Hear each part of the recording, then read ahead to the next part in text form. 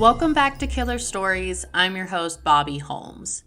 This is the finale of Season 10, which, if you can't tell, it's definitely time for me to take a break. My last few episodes have been way off schedule. If after today you are in need of another story told by me, I will be co-hosting on British Murders at the end of the month. I believe Stuart said it will air March 31st, which at this rate, it may have aired before this episode.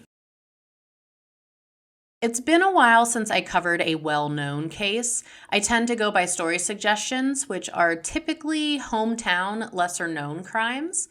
But listener Isabel Marie sent a DM on Instagram requesting the Black Dahlia, one of America's most infamous unsolved murders. Although I have a strong belief of who is responsible for the death of Elizabeth Short, aka the Black Dahlia, this case will probably never be closed. Let's get a little background on our victim. Elizabeth Short was born July 29, 1924 in Boston, Massachusetts. She was the third of 5 daughters born to parents Cleo Short and Phoebe Sawyer. Her father, Cleo, owned a business that built mini golf courses, but after a crash in the stock market, his business tanked and he lost nearly all money to the Short family name. But he wasn't alone. This marked the beginning of the Great Depression. Following this financial disaster, Cleo's car was found abandoned on the Charlestown Bridge. It was assumed he jumped to his death in the Charles River. However, his body was never discovered. Phoebe was now a single mom to 5 daughters. She had never worked before, but luckily landed a job as a bookkeeper to keep the family afloat. Elizabeth had severe asthma. She was constantly sick with bronchitis during the winter months. At the age of 15, she underwent surgery on her lungs. Her surgeons recommend spending winters in a milder climate to avoid illness in the future. From then on, she spent her winters in Miami, Florida with her aunt. When she was a sophomore in high school, Elizabeth dropped out, which back in the day was not uncommon. Here comes an early twist in the story. Elizabeth's father, Cleo, didn't jump to his death. He was alive and well, living in California. He had abandoned Phoebe and his children to start a new life. He wrote an apology letter expressing his regret and guilt he felt for leaving. At the age of 18, Elizabeth asked Cleo if she could move to California and live with him. The last time she saw him, she was 6 years old. They were practically strangers. But she was an aspiring actress, and with that in mind, where better to live? It didn't take long before the two butt heads. Cleo had expectations that Elizabeth would, quote, keep house for him. But instead, she spent all her time running around with friends. She is 18 after all. Cleo kicked her out.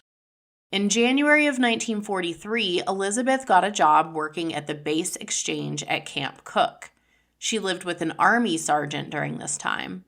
He reportedly abused her, and she packed her bags and left later that summer, relocating to Santa Barbara. While living in Santa Barbara, she was arrested at a bar for underage drinking. And I don't know what bars were like in the 40s. I mean, I got away with it in the early 2000s using a fake ID.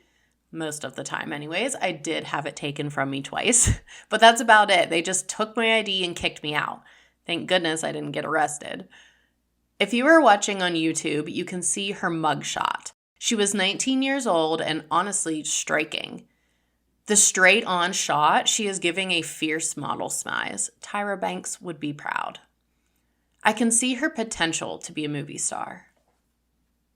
After Elizabeth's arrest, she went back to Boston, but she quickly migrated south to Florida. She was a warm weather girl now.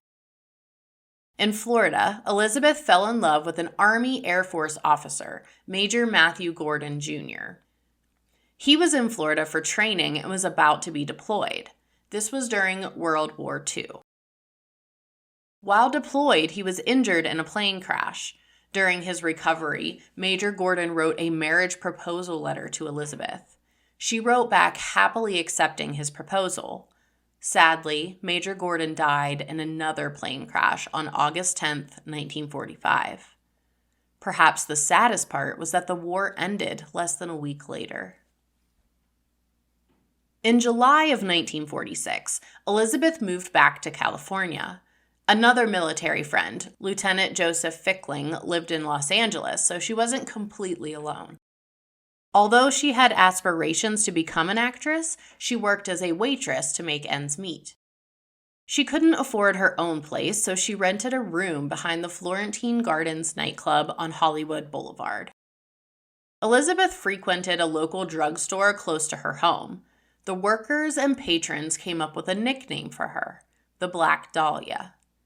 No one is exactly sure why. She had glossy jet black hair and an enticing appearance. Perhaps they used her dark features in a combination with the title of the recent film, The Blue Dahlia, as an inspiration for the nickname. While she was always impeccably dressed and dolled up, Elizabeth was struggling financially. She went from renting a room to sleeping in a bunk bed with other women who were seeking fame in LA. She was essentially homeless, although you would never know by looking at her. She frequented bars and nightclubs and drew the attention of many men.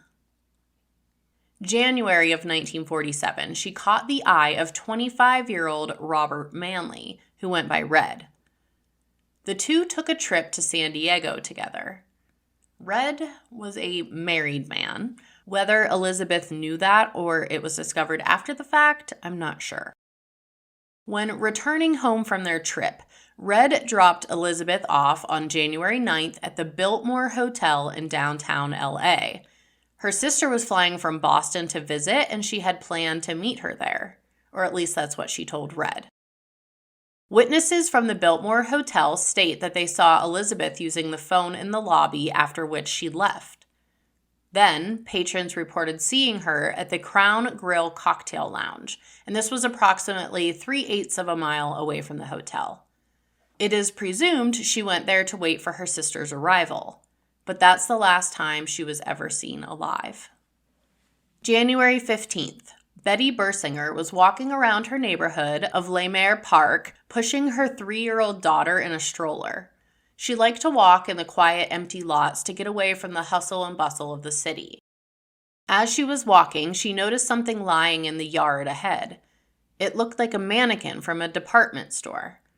But as Betty got closer, it was obvious this was not a mannequin.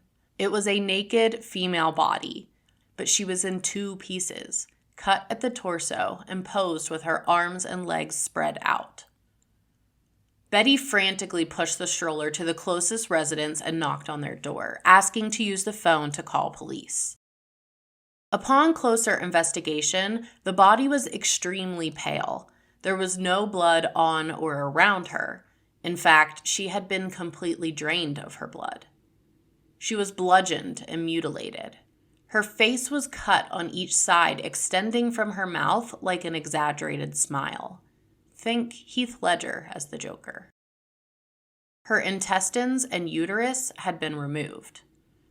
The dissection had been done with surgical precision. The cut dividing the torso was done exactly like a hemicorporectomy. This is a surgery where the body below the waist is amputated. The body is cut in a specific area of the lumbar spine to avoid further injury and/or paralysis. This led detectives to believe that the person responsible for this brutal murder was a medical professional. The only evidence left behind at the scene was a tire track, a small smear of blood that seemed to be from a shoe, and a blood-stained bag. The killer did a pretty good job at cleaning up after him, or herself. At this point, the woman discovered was a Jane Doe. Her fingerprints were compared to those on file in a police database and matched that of Elizabeth Short. She had her prints taken when she was arrested in Santa Barbara 3 years earlier. The area where she was discovered was roughly 7 miles from where she was last seen 6 days earlier. The media had a frenzy with this grisly discovery. As soon as the identity of the woman was revealed, a reporter contacted Elizabeth's mother, Phoebe. Phoebe had not yet been alerted of her daughter's death, and this reporter took advantage of that. They called Phoebe to get the inside scoop. At the beginning of the conversation, the reporter told Phoebe that Elizabeth had won a beauty contest. They were writing an article about her and wanted to interview Phoebe. Once the reporter got what they needed, they broke the news. Her daughter didn't win a beauty contest. She had actually been brutally murdered. I know this is a short episode, but I'm struggling to get it done, so I'm going to put a pin in this story for now. I'll be back with part 2 of the Black Dahlia murder, America's reaction, and potential suspects. I wanted to give a shout out to listener Aaron Stieg on Apple Podcasts. They left me a 5-star review titled Weekly Necessity. I love your podcast. It's the perfect amount of background information, detail, and commentary. I look forward to your new episode every week. It's the perfect podcast to listen to when I'm driving to work. Thank you for all the hard work you do and get an episode out each week. Sorry, Aaron, it's been a while. Favorite and only podcast I listen to. It really helps the show if you are able to leave a rating on Spotify or hop on to Apple Podcasts where you can leave a written review. And as always, the absolute best way to help the show is just share it with your true crime loving friends. If you'd like to help support the show, you can visit buymeacoffee.com/killerstories and give a one-time donation. It's set up in increments of $5. You can find me on Facebook and Instagram at Killer Stories Podcast, and I'm on Twitter at Killer Story Pod. If you'd like to send me an email just to say hi or give a story suggestion, that's killerstoriespodcast@gmail.com. Again, I know this was a short episode, but there's a lot going on in this story, and I want to cover the potential suspects in detail. Thanks so much for listening. Until next time, this has been a killer story.